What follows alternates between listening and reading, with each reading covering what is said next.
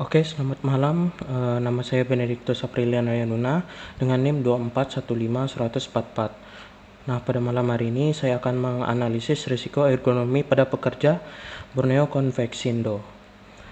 Bab pertama, ini adalah hasil dari data kuesioner NBM saya. Bisa dilihat? Nah, analisis dan interpretasi data.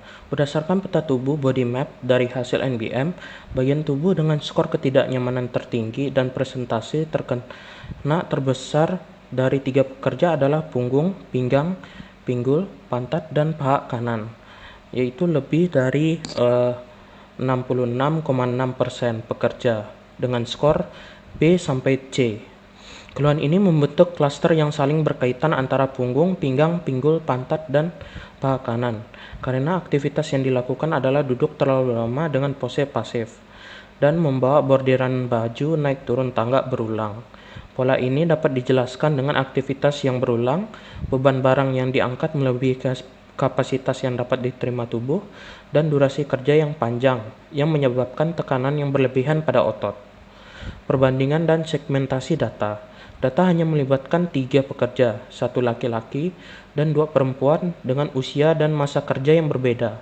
Namun, faktor ergonomi yang paling berpengaruh pada pekerja ini adalah postur yang pasif, durasi duduk yang sangat lama, dan melakukan aktivitas yang berulang, serta kondisi ruang kerja yang sedikit berantakan dan juga sedikit sempit. Faktor inilah yang mempengaruhi risiko pada pekerja bordir, packing baju, dan penjahitan baju. Tingkat keparahan versus persebaran keluhan. Dalam prioritas penanganan, keluhan pinggang, pinggul, punggung, pantat, dan paha kanan lebih kritis ketimbang dengan keluhan lengan bawah kiri dan pergelangan tangan kiri. Karena risiko cedera masih bisa dicegah, makanya persentase dengan keluhan 66,6% harus diutamakan terlebih dahulu, dan untuk keluhan 33,3% hanya diberikan nasihat penanganan agar tidak memperburuk kondisinya.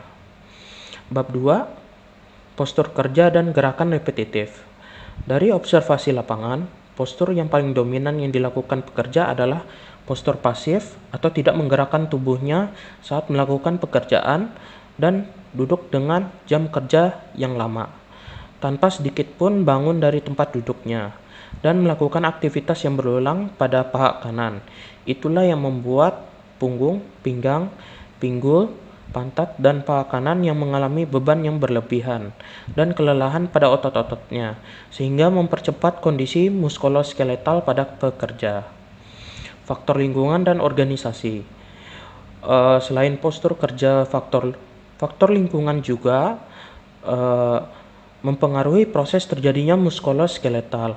Dan di sini hasil observasi saya untuk ruangan bordiran baju, sangat banyak sekali tumpukan bordiran di lantai, sehingga dapat menyulitkan pekerja untuk berpindah tempat secara leluasa.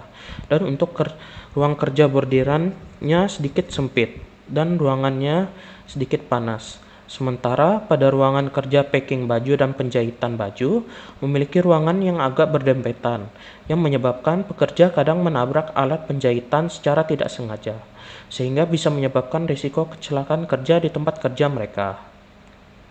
Analisis beban kerja. Beban statis yang diterima pekerja setiap hari meliputi membawa bordiran baju dari lantai bawah ke lantai atas dengan beban melebihi kapasitas yang diterima oleh tubuh, yang menyebabkan kelelahan pada pinggang dan punggung. Dan pada pekerja penjahitan baju mengalami kelelahan di bagian pantat. Untuk beban dinamis dialami oleh packing baju dan penjahitan baju, yaitu pada bagian paha kanan dan lutut kanan, beserta lengan kiri bawah dan pergelangan tangan kiri. Bab 3, prioritas intervensi ergonomi. Prioritas intervensi ergonomi ditetapkan berdasarkan tingkat risiko keluhan sebagai berikut. 1. Prioritas utama, perbaikan postur kerja yang dengan menyediakan kursi ergonomis, bersandaran, dan penyesuaian tinggi meja kerja untuk mengurangi keluhan punggung dan pinggang. 2. Prioritas menengah, Penerapan istirahat aktif dan peregangan otot secara berkala untuk mengurangi dampak kerja statis dan repetitif. 3. Prioritas tambahan. Penataan ulang ruang kerja agar lebih rapi dan luas, serta pemberian edukasi ergonomi kepada pekerja. Kemudian, rekomendasi perbaikan workstation. Rekomendasi perbaikan workstation ditetapkan berdasarkan tingkat risiko keluhan sebagai berikut. 1. Tinggi meja kerja disesuaikan dengan tinggi sikut pekerja saat duduk untuk mengurangi posisi membungkuk. 2. Penetapan alat kerja dan bahan berada dalam jangkauan tangan untuk meminimalkan gerakan berulang dan menjangkau berlebihan. 3. Menerapkan penyimpanan hasil dari penyelesaian bahan-bahan baju yang rapi agar memiliki ruang jalan yang leluasa. Program administratif dan kesehatan. Program administratif dan kesehatan ditetapkan sebagai berikut. 1. Pengaturan waktu kerja dan istirahat secara terjadwal untuk mengurangi kelelahan otot. 2. Penerapan senam atau peregangan ringan sebelum dan di sela jam kerja. 3. Edukasi ergonomi secara sederhana mengenai postur kerja yang benar. 4. Pemantauan keluhan kesehatan pekerja secara berkala. 4. Keterbatasan survei NBM.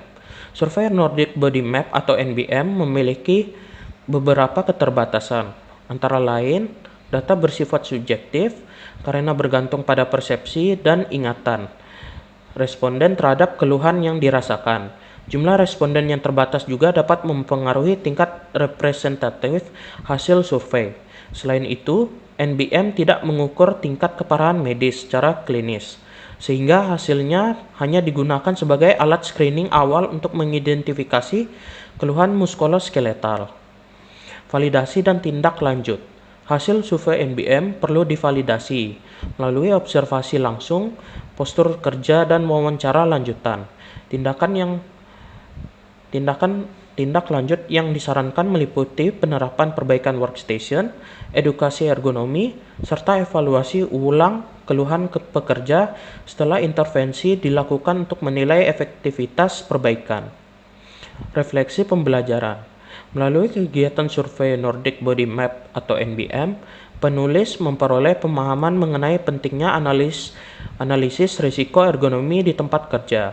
Kegiatan ini melatih kemampuan mengidentifikasi keluhan muskuloskeletal, mengaitkan hasil survei dengan faktor ergonomi, serta menyusun rekomendasi perbaikan yang aplikatif.